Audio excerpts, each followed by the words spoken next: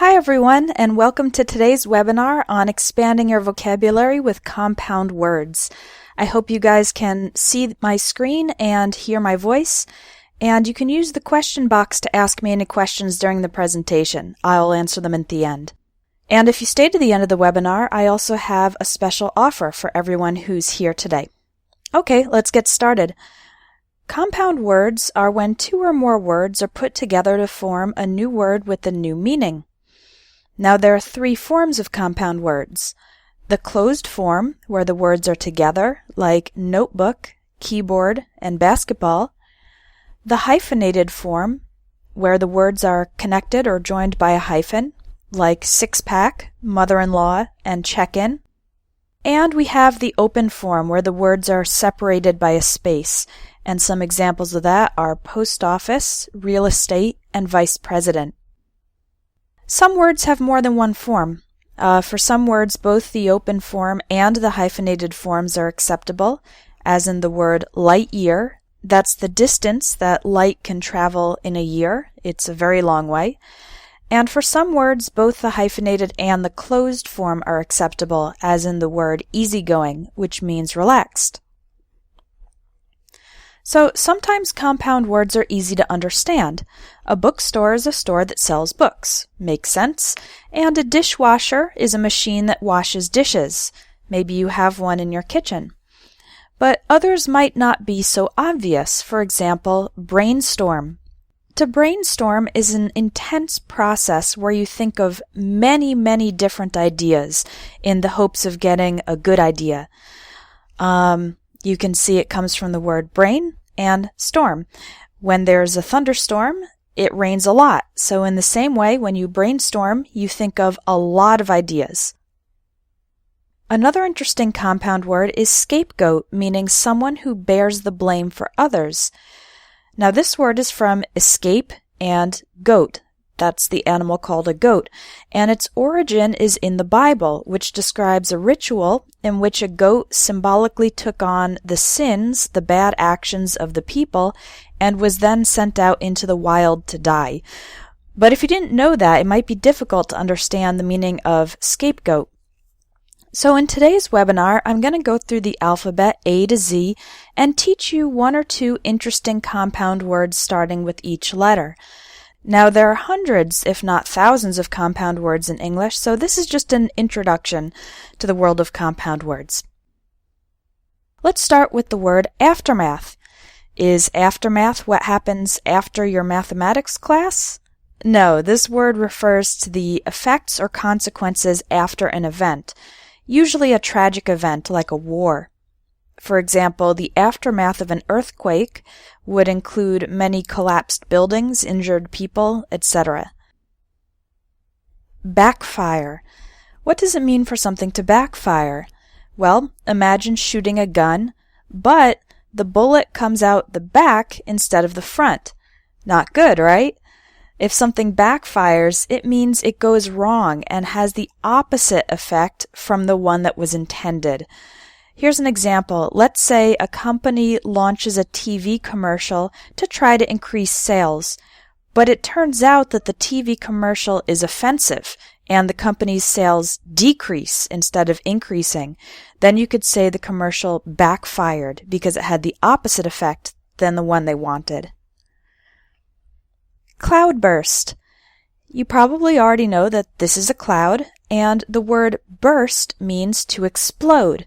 So a cloudburst is a sudden, heavy rainfall when rain starts falling very quickly without warning. It's like the cloud exploded with rain. Another compound word for heavy, continuous rain is a downpour, because rain is just pouring down out of the sky. Daredevil. Someone who is daring is bold or courageous. They have no fear. And this is a devil, well, a representation of a devil anyway, and devils are considered bad. So a daredevil is a person who is very bold, but in a risky or dangerous way. For example, someone who does rock climbing without any ropes or protective equipment is a daredevil because they're taking a big risk. If they make one mistake, they could fall and get seriously injured or die. So that's a daredevil, someone who's bold in a risky or dangerous way. Now I'm going to teach you 4 words related to your eyes. We'll start with eyelid. Your eyelid is the small fold of skin that covers your eyes when you close them. And women like to decorate their eyelids with a type of makeup called eyeshadow. In the picture, she's wearing green eyeshadow. These tiny hairs on your eyelids, you have them on the top and on the bottom, are called your eyelashes. And then finally, the line of hairs above your eye is your eyebrow. So 4 compound words with eye: eyelid, eyeshadow, eyelash, and eyebrow. Frostbite. The word frost refers to tiny ice crystals, like you can see in this picture. It's a tree, and it's covered with some tiny crystals of ice. And the word bite means to cut something with your teeth. Well, ice doesn't have teeth, but if you put the 2 together, you get frostbite. Frostbite is an injury. It's when your skin is exposed to extreme cold for too long, and the cold destroys the tissues, so your fingers might turn blue or even black. Sometimes people with frostbite have to have their fingers or toes amputated, cut off, because the damage is too great. So frostbite, very serious injury from extreme cold. A greenhouse is a structure especially used for growing plants. You'll see these used in gardens. I think this greenhouse in the picture has some tomatoes inside it. It's used for growing flowers, for growing vegetables, and a greenhouse is usually made of glass so that the temperature and humidity inside it can be controlled. How would you like some homemade cherry pie? It's a nice picture, huh? The adjective homemade means something, usually a food, was made by a person at home and not by a factory or by a big company. So if you buy something in the supermarket that's already prepared, then it's not homemade. But if your mother makes it at home, or if you make it directly from the ingredients, then it's homemade. Similar to that is handmade, which describes something made by hand, not by a machine. For example, if you make your own clothing, then your clothes are handmade. The difference is that we usually use homemade for food and handmade for objects, again like clothing or decorative objects made by hand. Ironclad. Ironclad literally means to be covered in the metal called iron. For example, a battleship, like you can see in the picture, the iron provides protection. But the word ironclad is often used metaphorically. For example, an ironclad rule or ironclad protection. It means something that's fixed and it can't be broken. So an ironclad rule is one that you can't break, and ironclad protection is protection that can't be penetrated. Jelly beans. This one's pretty self-explanatory. A type of candy that's like a bean made out of sweet jelly is a jelly bean. Not sure if you have these in your country, but you can see what they look like in the picture. Killjoy. A killjoy is a person who ruins other people's fun or pleasure. They kill the joy, the happiness of other people. For example, if you work in an office that normally celebrates people's birthday parties, so everybody in the office gets together and you have a cake and some music, but then there's a new manager who says, no more parties, you can't have parties anymore. You would say that guy is a killjoy because he ruins the fun. Light-hearted and light-headed.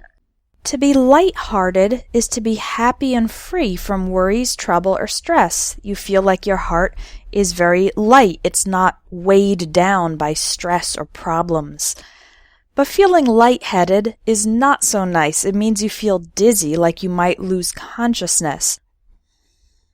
Milestone. When you're driving along the highway, you sometimes see these small signs, like this green one, that show how many miles, or kilometers if your country uses kilometers, you've traveled.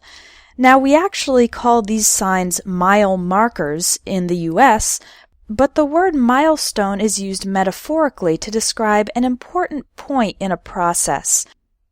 Here's an example. If your goal is to be fluent in English, and you pass a B2, that's an upper intermediate level exam, you've reached a milestone. It means you're not finished with the process yet, but you've accomplished a significant goal. You've reached an important point. That's a milestone.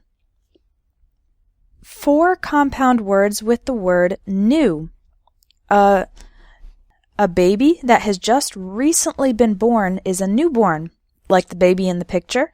He's probably still in the hospital. That's a newborn. And 2 people who have just recently been married are newlyweds. That comes from newly and wedded, or wedding, which is the word for the marriage ceremony. Someone who has recently arrived at an event, or someone who has recently joined a social group, is a newcomer, a new person coming into the event or social group. And then we have the slang word newbie.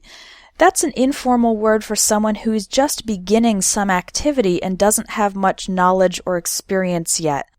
So, for example, if I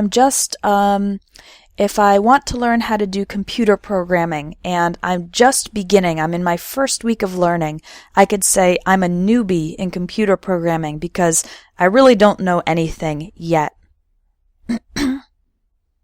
Outlaw. The word outlaw actually has 2 different meanings. It can be a noun or a verb. So the noun, a person who is an outlaw, is a criminal, usually one who is running away from the police and trying to avoid being captured. Now the verb outlaw means to prohibit something by law. For example, if your country outlaws talking on your cell phone while driving, it means that action is now illegal and you will be punished if you do it. So we have outlaw the person, who's a criminal, and outlaw the action, to make something illegal by law. Panhandle. So here's a picture of a pan, and this long part is its handle. But the verb panhandle actually means to approach someone and ask for money or food, to beg.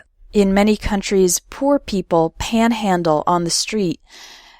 Maybe the word panhandle began to be used in this way because the beggars used pans to collect the money. I'm not sure, but panhandle is to ask for money or food, usually on the street or in a public place. Quarterback. Now, in American football, the quarterback is the name of a player. He's a player who controls the strategy for play. He directs the rest of the team on what to do. But quarterback is also used informally as a verb, meaning the action of leading or directing any operation, not just in sports. For example, in a work environment, you could say, the marketing department of a company needs someone to quarterback the new ad campaign. That means a person to lead, to organize, to decide what the strategy will be.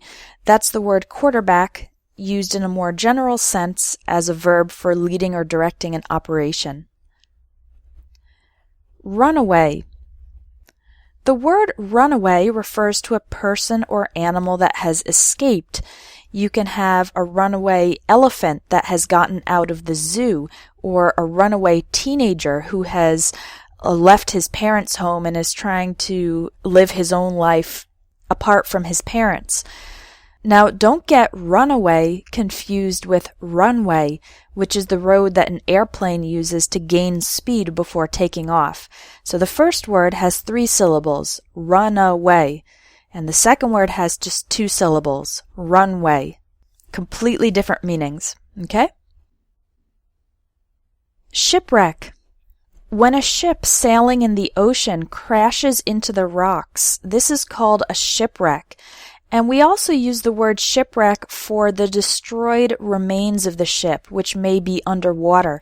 Some people who do scuba diving like to explore shipwrecks under the water.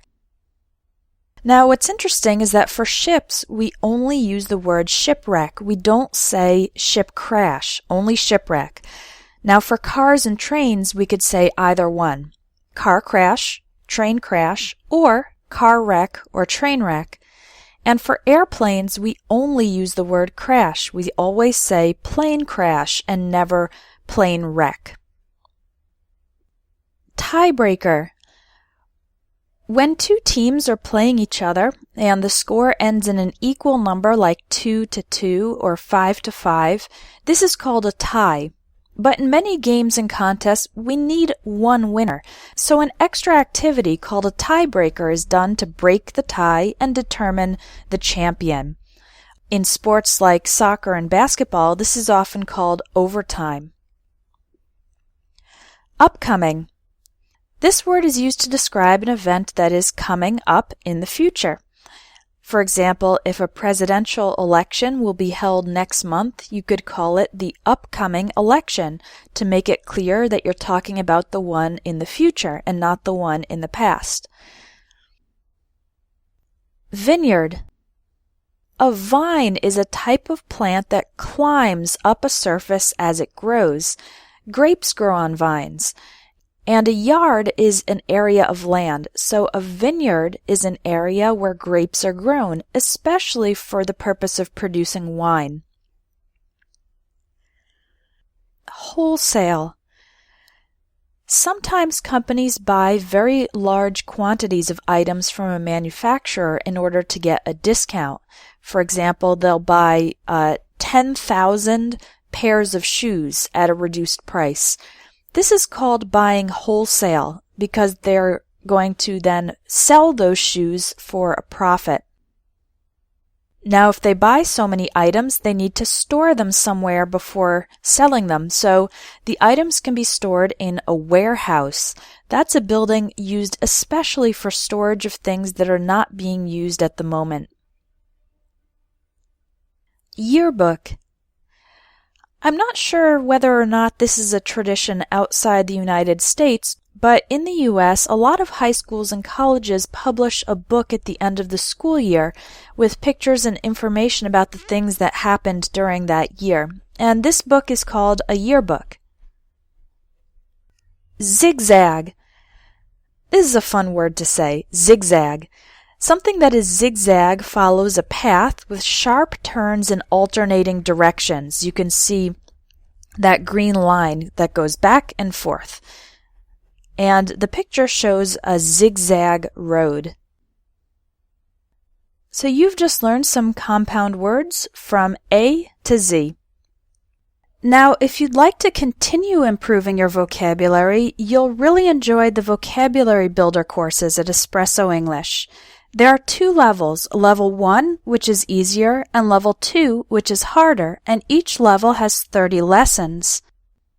The first level focuses on essential everyday words for things in daily life, work, study, travel, describing people, describing the world, and so on. And the second level goes deeper into these subjects and also has lessons on more advanced topics like binomials, metaphors, word roots, and prefixes and suffixes.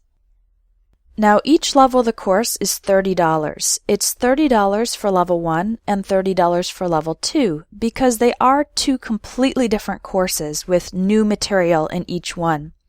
But the special offer I have just for you who have attended today's webinar is that if you buy both levels together, you get a discount. And instead of paying $60, the price is only $45. So it's your choice. You can buy level 1 for $30, only level 2 also for $30, or both levels together for the discounted price of $45. In each level, you'll learn more than 600 new words, and there are also exercises to practice that vocabulary so you don't forget it.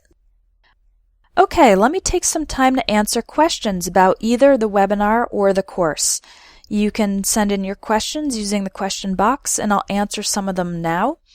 And if I don't answer your question on the webinar, I'll respond later by email, okay?